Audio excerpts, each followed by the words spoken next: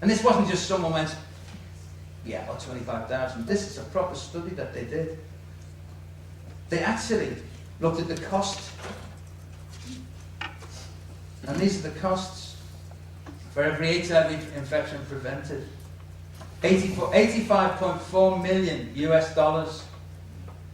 Invested, saved 1,681 million US dollars in hospitals, medicines, all this kind of thing. Now this is unfortunately one of the ways you have to look at this with politicians.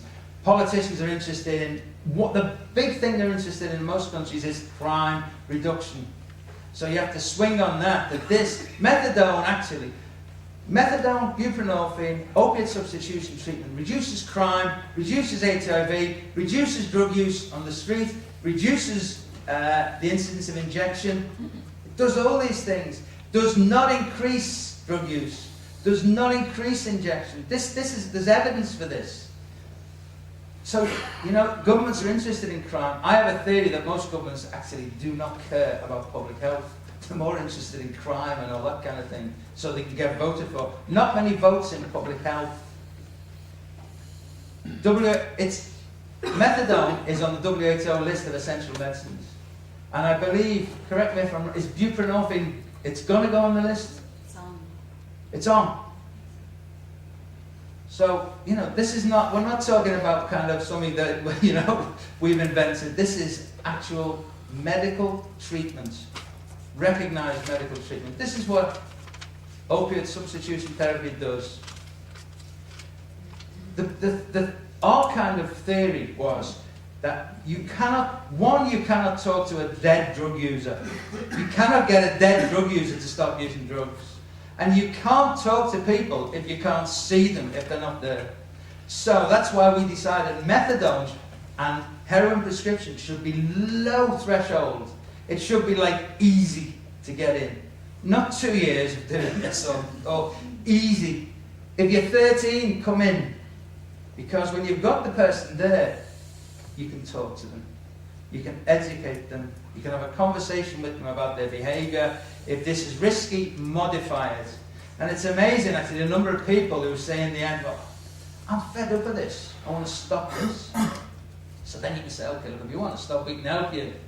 And it's funny because a lot of people stop without ever going to a service.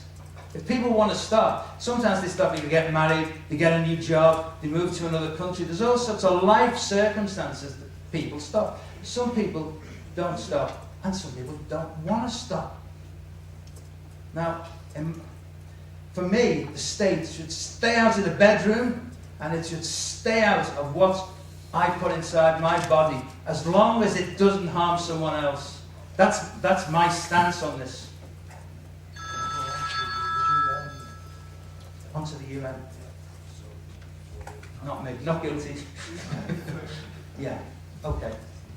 So, we're going to whiz through. We're going to get onto the UN now. It doesn't breach UN conventions. It's supported by the UN system, including the World Health Organization, which has appointed 3.5 years ago a global coordinator for harm reduction with injecting drug users. I know about this very intimately because it's my wife that got this job actually. That's why I'm in Geneva.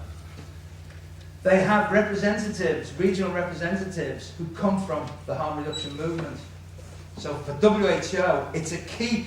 WHO has 8 priority working areas. Harm reduction is one of the 8 priority working areas. That's the World Health Organization. The United Nations Office on Drugs and Crime has an HIV department with a budget of in excess of 60 million. It's more now. And they support needle exchange, harm reduction in all parts of the world. At the same time, of course, the other side of UNODC is enthralled to the Americans, and like it's, you know, where supply reduction, demand reduction. But UNODC, the HIV department, does an incredible job. UNAIDS actually disappoints me because they seem to have let this one go. They accept it in principle, but they kind of, you know, they just, I'm not going to say anymore. This is the Swedish response, which we know about. And that was Emily Drucker. This is Harry Levine, I'll tell you about him in a minute. But the UN, I mean, I went first to the UN, and there was a guy in charge of the Office on Substance Abuse called Hans Emblad from Sweden. And I remember in 1987, 88, talking to him, trying to, look, you know, you need to do, and it was like, there was a load of them there, and some of them thought, I could think, this guy thinks I've got two heads actually, but that guy there, he gets this, you know, you could see. But it took them a long time to get it. And funnily, I bumped into Hans Emblad about 3 years ago, and he wasn't working anymore. I said, what? He said, look, he said, I knew what you were talking about.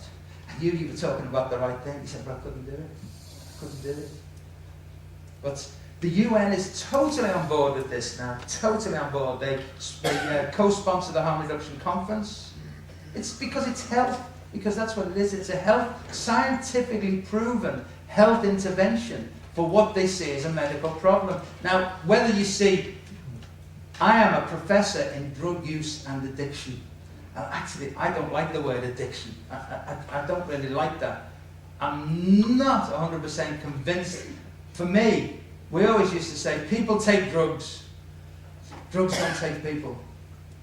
So I have an ambivalent attitude towards, but you know, it's convenient actually. If we talk about this as a chronic, relapsing medical condition, it's convenient sometimes because this is a medical condition, there's the medical response, put them together. The other thing we used to say is that people don't, drugs are pulled, not pushed. And basically, you know, we have to accept personal responsibility for what we did in a lot of cases, you know what I mean? But Byrne yesterday used a very nice expression. He said they're bad habits. And probably that's what they are. And actually we say in England he's got a habit, a drug habit. He's got a habit of, he's got a £15,000 habit, we say about people, because that's what he spends on drugs in a year. Harry Levine, this guy's very interesting. What he said is, there's this, you know, but what you want is legalization. That's what you want. People say harm reduction, it's just legalization. 3 minutes. I have to say this. What Harry says is that harm reduction pushes prohibition on the continuum from severe to lenient. And he pushes it towards lenient. So in places like Holland, it's kind of lenient. In places like the US and Sweden, it's very severe. This is what I have to say. I've got 2 minutes left, and I have to say this, that until we reform drug policy, there will always be a big need for harm reduction. There will always be big casualties. Even when drug policy is reformed and regulated and controlled, which it isn't, drug use is not in any way now, there will always be a need for harm reduction. Always, because there's always going to be casualties. But we need to reform drug policy. I don't think we need to reform drug policy on a global level because I don't think it's possible. I don't think a global prohibition is wrong, but I think a global drug policy is also wrong. Each country should be able to set its own drug policy. And unfortunately for you in Sweden, it might end up that yours is not as good as others. But that's the way it should be, in my opinion, because Thailand has different needs from the UK. So a drug policy that kind of tries to embrace all of those things, until we reform drug policy, until we decriminalise drug use, until we stop criminalising drug users, until we stop putting them into treatment against their will, which the UN is now defining as torture.